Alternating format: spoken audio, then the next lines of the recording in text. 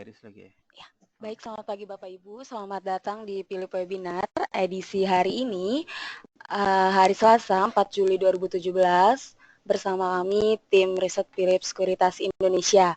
Seperti biasa Bapak Ibu, sebelum kita memulai Philip Webinar pagi ini, saya ingin meminta konfirmasi apakah suara dan layar terlihat dan terdengar dengan jelas.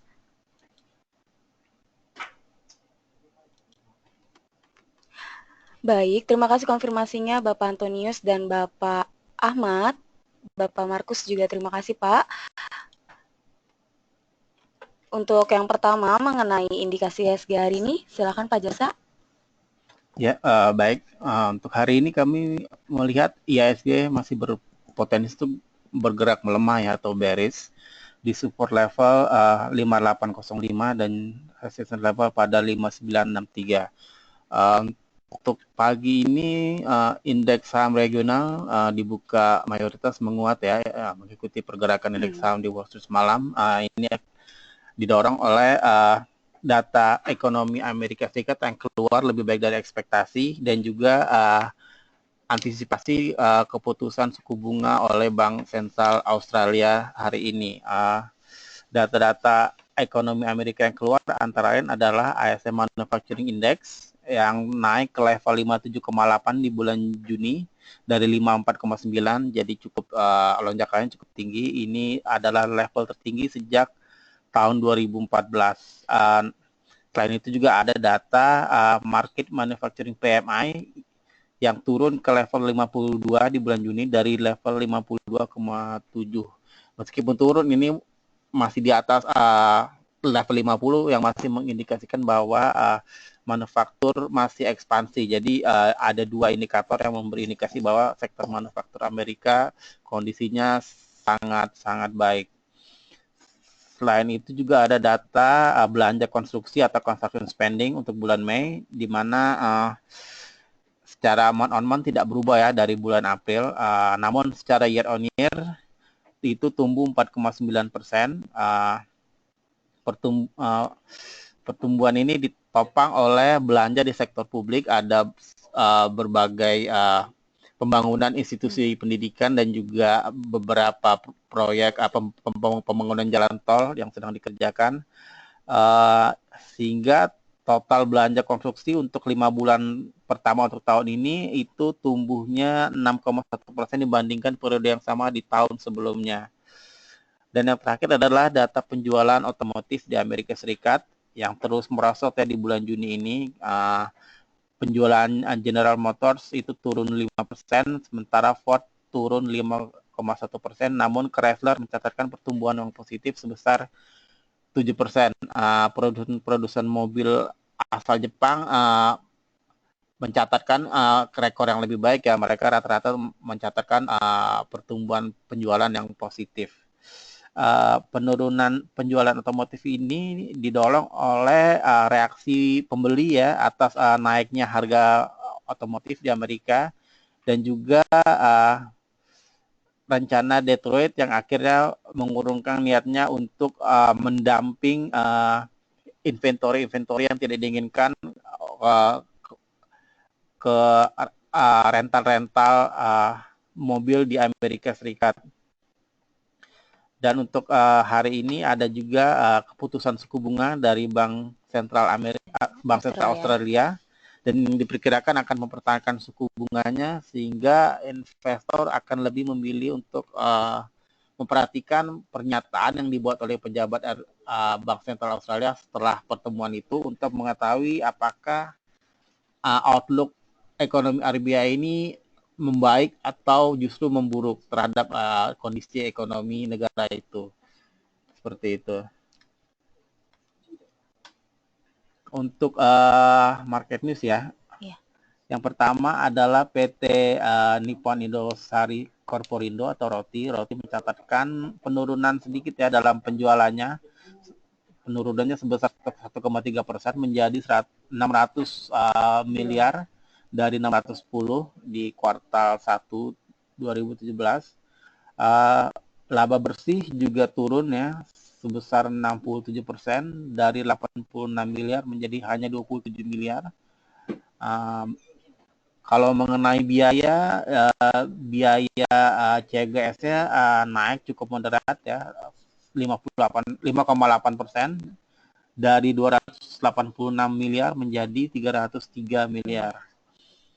Berikutnya adalah PT Sampurna Agro atau Segro. Segro mentargetkan 20 hingga 30% pertumbuhan pada produksi CPO tahun ini.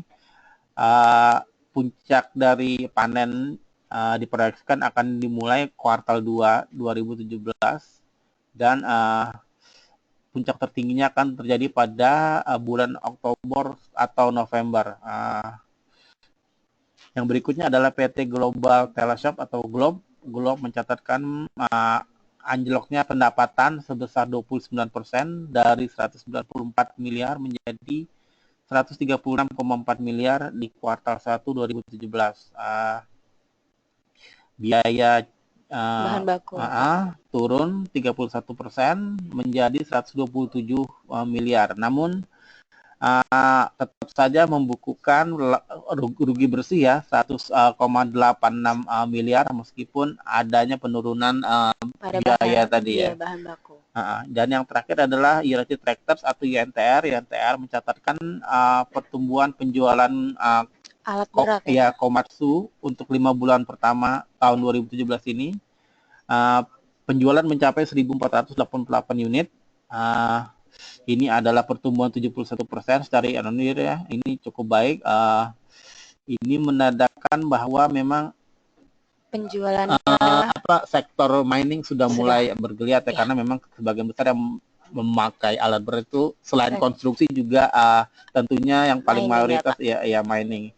Nah ini penjualan ini sudah mencapai 49,6% atau hampir setengah dari target UNTR untuk tahun ini. Jadi kinerjanya cukup baik UNTR. United Tractor hingga kuartal 2 ini ya Pak ya? Iya, 5 bulan terakhir 5 bulan pertama 17. Dan kalau kita ngomong mengenai Indonesia ya, kemarin kan ada data inflasi dan juga indeks harga grosir. Kalau kita lihat di graf ini, meskipun inflasinya merangkak naik, cuman harga-harga di level grosir atau di level agen atau di level penjual besar itu justru turun. Jadi kami tidak melihat adanya tekanan inflasi yang cukup besar untuk jangka menengah ini, karena memang dari agennya justru harganya turun gitu. Mungkin ini hanya musiman saja gitu. Berikutnya coba. Nah, kalau kita lihat ini breakdown-nya, kita bisa lihat di sini inflasi inti justru turun. Meskipun inflasi merangkak naik, teman inflasi intinya turun, itu cukup baik. Kalau kita lihat di sampingnya kita bisa melihat bahwa memang yang melonjak naik itu harga-harga yang diatur oleh pemerintah, misalnya tarif listrik. Dan kita bisa lihat di situ kenaikannya. Namun yang lain-lain seperti volatil ini, harga bahan makanan gitu justru turun ya Pak ya. Jadi memang cukup baik lah pencapaian untuk inflasi untuk 6 bulan pertama untuk tahun 2017. Harga-harga makanan di Lebaran juga mulai terjaga ya Pak ya untuk tahun ini. Namun memang ada sejumlah seperti tadi kan tarif listrik yang memang karena dinaikkan pemerintah makanya sedikit melonjak seperti itu. Jadi view kami untuk inflasi sih meskipun naik ya, tapi masih dalam target Bank Indonesia ya.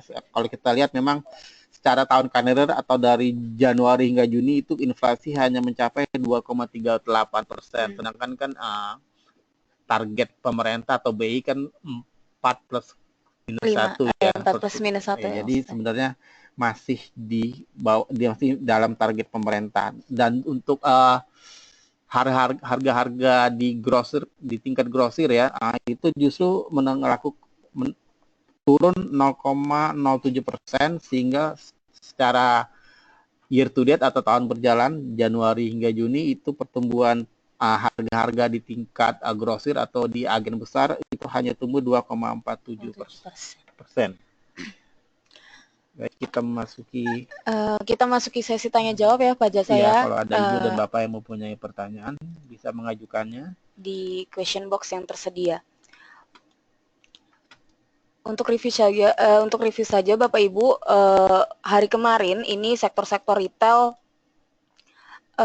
pergerakan sahamnya cenderung menurun ya Pak Jasa ya. Iya. Ini dikarenakan Ada sentimen apa memang? sentimennya ini cukup negatif Pak, karena untuk target penjualan selama Lebaran ini tidak tercapai, atau pada Lebaran tahun ini pendapatan di Lebaran hanya menyumbangkan 20%, sedangkan tahun lalu itu mencapai 40%. Ini juga dikarenakan pada bulan yang berdekatan dengan Lebaran ini kan juga anak-anak masuk sekolah ya Pak ya. Jadi mereka menyisihkan sebagian uangnya untuk masuk sekolah untuk anak-anak mereka. Itu untuk sektor retail. Kenapa kemarin turunnya cukup dalam, terutama seperti Raos ya Pak ya. Ini kita lihat Bapak Ibu, Raos kemarin turun, ini bisa cukup dalam, hampir menyentuh supportnya. Ini kalau misalkan hari ini memang turun lagi, ini harganya bisa di 1072. Demikian untuk sektor RALS. Kita bahas IHSG terlebih dahulu. Maksud saya untuk sektor retail, ini IHSG hari ini bisa sedikit terkoreksi terlebih dahulu Bapak Ibu. Cukup tinggi ya Pak pergerakannya. Ini breakout resistennya lagi. Ini bisa turun di sekitaran 5876. Baik, pertanyaan sudah masuk. Pertanyaan pertama dari Bapak Harijatung. Ini bagaimana dengan bumi? Kemungkinan naik setelah kumdet atau sebelumnya? Terima kasih. Kita lihat chartnya. Ini bumi terkait kemarin ya Pak, pernyataan efektif dari OJK mengenai rate isunya. Mereka telah mendapatkannya dan mereka dengan kata lain ini bisa mengeksekusi corporate action mereka dalam jangka waktu dekat ini. Tapi kami belum tahu kapannya. Ini dengan tujuan rate issue tersebut untuk mengurangi hutang-hutangnya ya Pak ya. Ini bisa cukup menarik kalau untuk trading ya Pak, tapi kami tidak menyarankan untuk hold. Kemungkinan naik setelah kumdet atau sebelumnya, bagaimana Pak Jasa? Kalau misalkan mereka mau, ini mau bagi dividen mungkin ya Pak Jasa ya? Kumdet.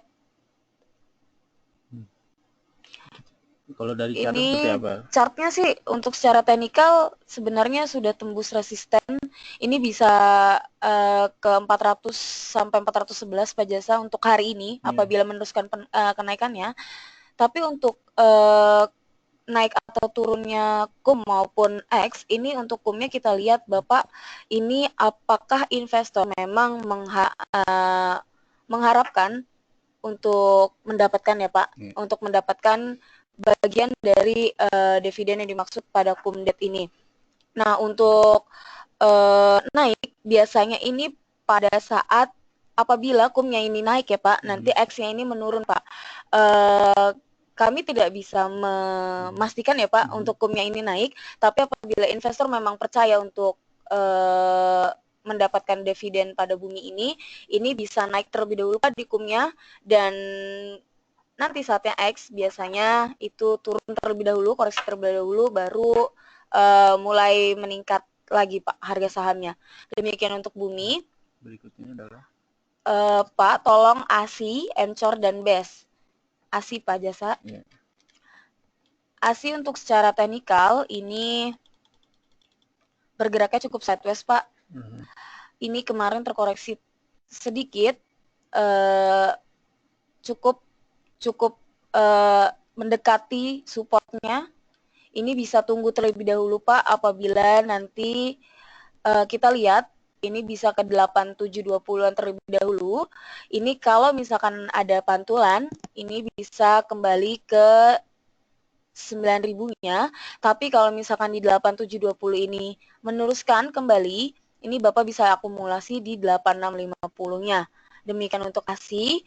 Ini untuk Emcor.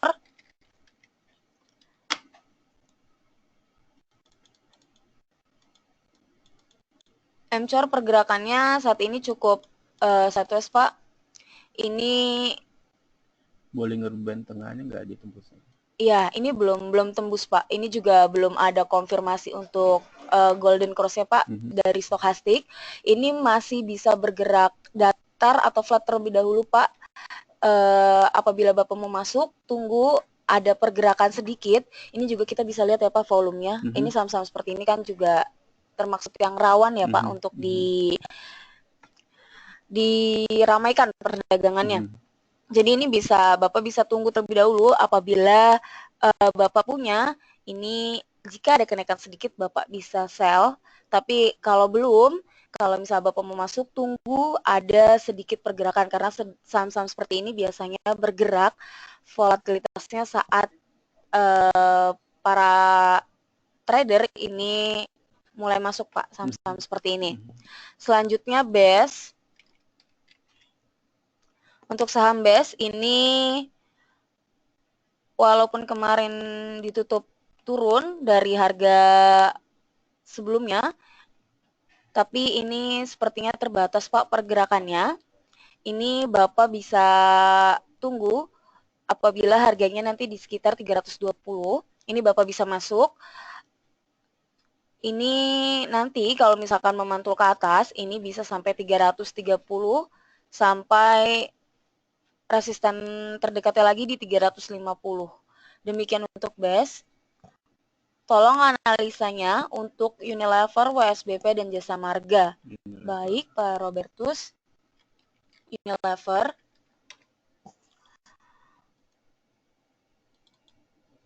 Untuk Unilever ini masih bisa sedikit menguat, Pak, pergerakan sahamnya. Apabila Bapak sudah punya bisa di hold terlebih dahulu, Pak, sampai ke 49.730-an, Pak. Tapi untuk apabila Bapak belum punya, ini bisa tunggu terlebih dahulu. Ini nampaknya akan terkoreksi terlebih dahulu, Pak, apabila sudah menyentuh 49.700-an. Ini bisa terkoreksi ke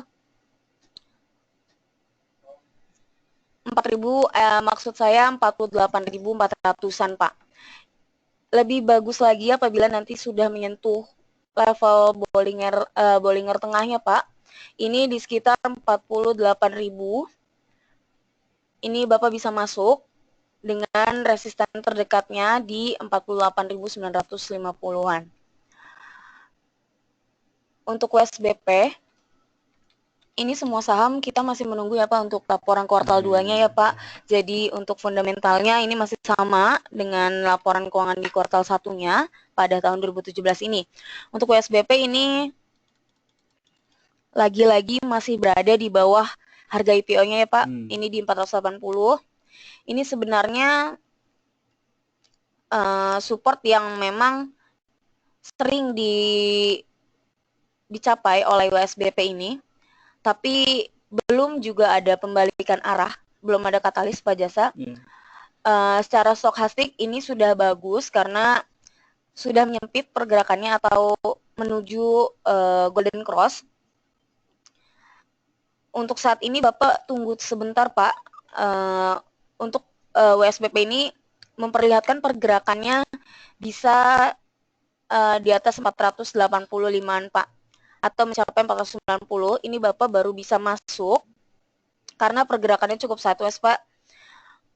Apabila Bapak sudah punya, ini bisa di hold terlebih dahulu, Pak, sampai ke 490. Demikian, Pak, untuk WSBP. Jasa Marga kemarin panen ya, Pak. Lebaran banyak pemudik dan tol-tol memang dipenuhi para pemudik.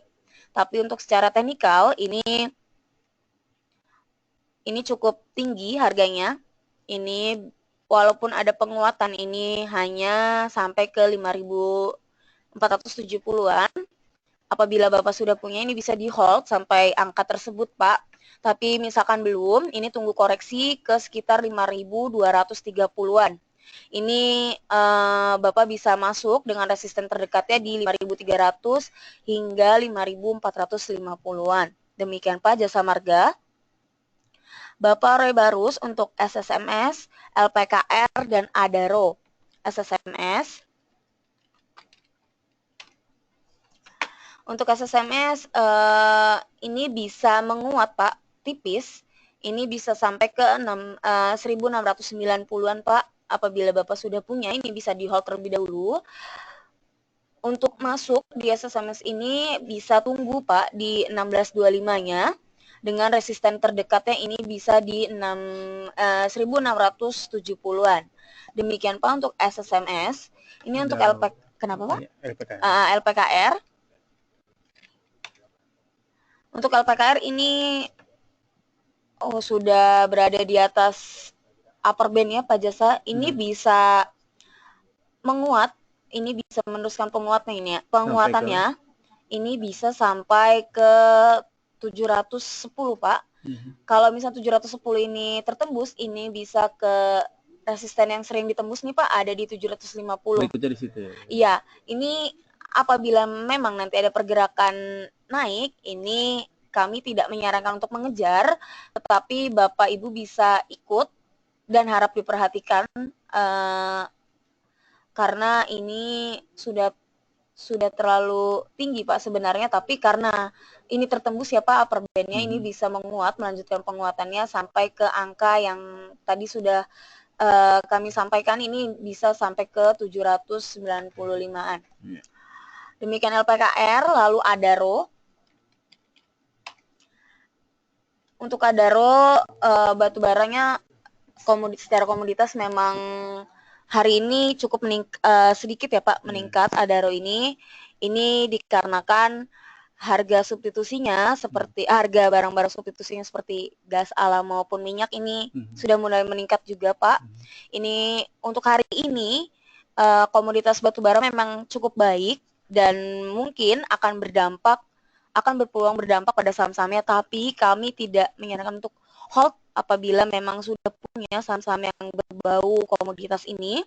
Apabila Bapak sudah punya, ini bisa di tradingkan saja sampai 1670-an Pak. Apabila belum, ini secara teknikal Bapak bisa masuk di 1500 sampai 1600-an. Demikian untuk Adaro. Selanjutnya Ibu Vivi, Soci. Untuk Soci ini masih cenderung bearish terlebih dahulu Bu. Ini bisa ke bawah 300-nya terlebih dahulu. Kami tidak menyarankan untuk masuk terlebih dahulu di saham Soci ini sebelum saham-saham seperti ini ada sedikit pembalikan arahnya Bu. Ini Ibu bisa masuk apabila memang sudah memperlihatkan ke harga 307 sampai 309 dengan resisten paling terdekatnya di 315. Ini pergerakannya cukup flat, jadi apabila Ibu sudah punya ini harap dijaga. Ini pertanyaan selanjutnya dari Bapak Setiadi, Medco Saratoga. Medco, ini Medco cukup koreksi, tapi ini sudah mulai memperlihatkan pembalikan arahnya. Ini Bapak bisa tunggu terlebih dahulu sampai ke 2270-an. Apabila memang hari ini tidak mencapai angka tersebut, malah ada pembalikan arah, ini Bapak bisa masuk dengan resisten paling dekatnya ini di 2565-an. Apabila angka tersebut memang tertembus lagi, ini paling dekat resistennya ada di upper band ya Pak, di 2900. Demikian Pak untuk Medco. Ini untuk di Saratoga, SRTG. Ini akan cenderung bearish terlebih dahulu Pak, walaupun ini band paling bawahnya sudah tertembus Pak. Tapi ini masih ada support yang paling dekatnya ada di 3250-an Pak. Ini bisa tunggu apabila Bapak mau masuk, kita lihat Pak hari ini ke 3250-nya atau tidak.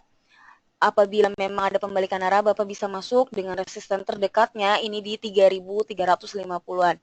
Demikian Pak Setiadi. Lalu pertanyaan selanjutnya, BJTM, apakah bisa masuk sekarang? Kita lihat ya Pak. Untuk BJTM ini cukup 1S Pak pergerakannya. Ini kami sarankan untuk tidak masuk untuk pergerakan dalam waktu dekat ini Pak, karena ini bisa saja berpeluang untuk ke 650-nya dulu Pak, atau menyentuh band bawahnya. Apabila nanti di 650 ini mulai pembalikan arah memantul, ini Bapak bisa masuk dengan resisten terdekatnya ini ada di 690 sampai ke titik tertingginya saat ini karena pergerakannya cukup flat di 700-an. Demikian Pak untuk BGTM.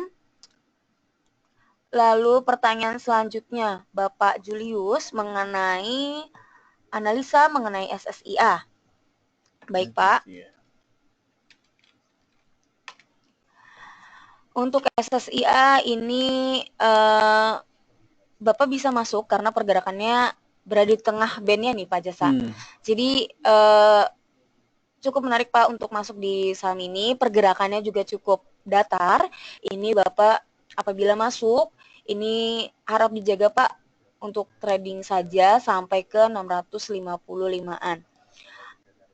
Demikian Pak untuk SSIA. Selanjutnya Bapak Iqbal untuk ERA.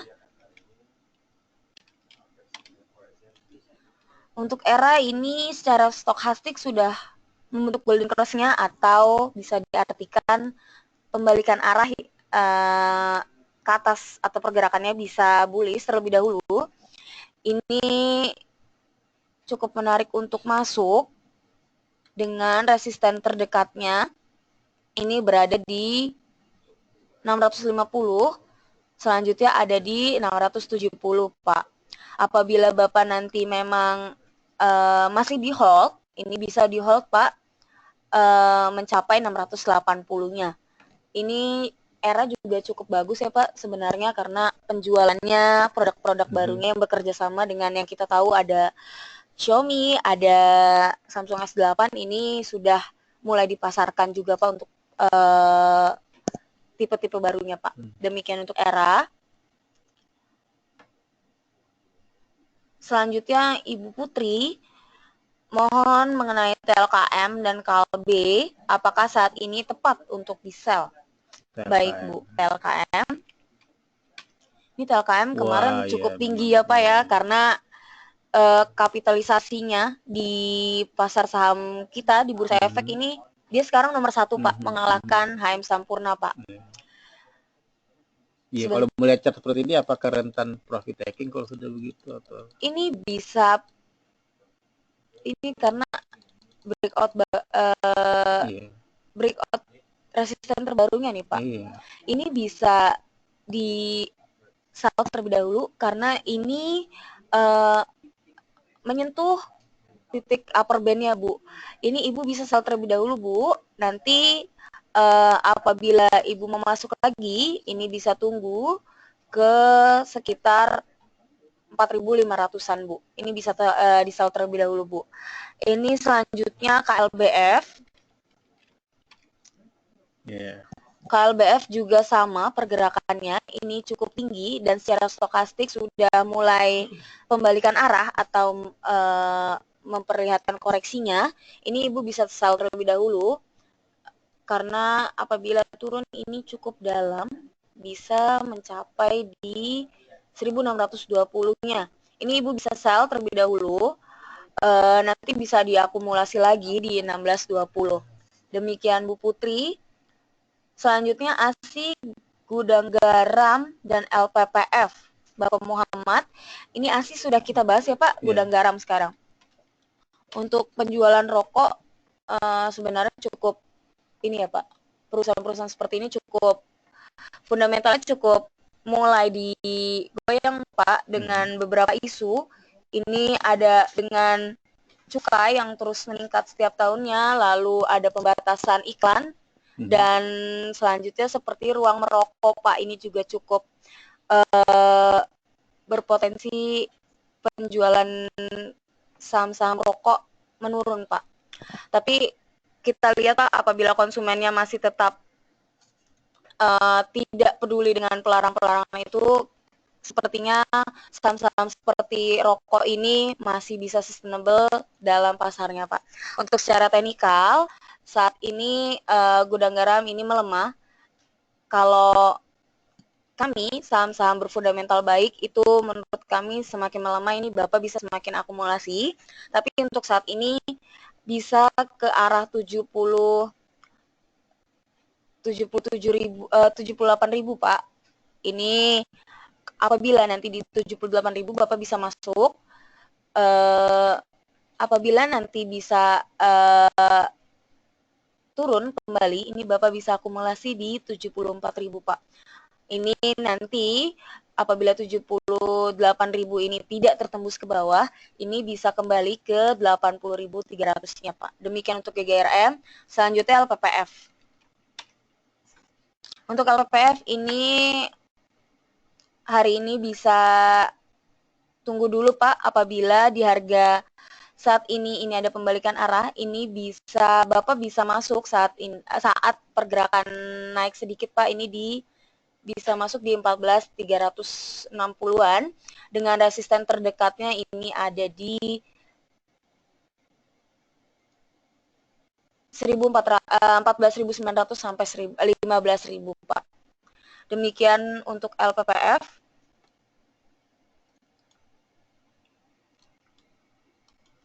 Sepertinya pertanyaannya sudah habis ya Pak Jasa. Gitu ya. Mungkin kita sudahi terlebih dahulu ya Pak. Baik. Untuk webinar pagi ini. Terima kasih untuk Bapak Ibu atas atensinya. Kita mengundang Bapak Ibu untuk berjumpa kembali di webinar selanjutnya di jam yang sama. Selamat pagi dan salam cuan.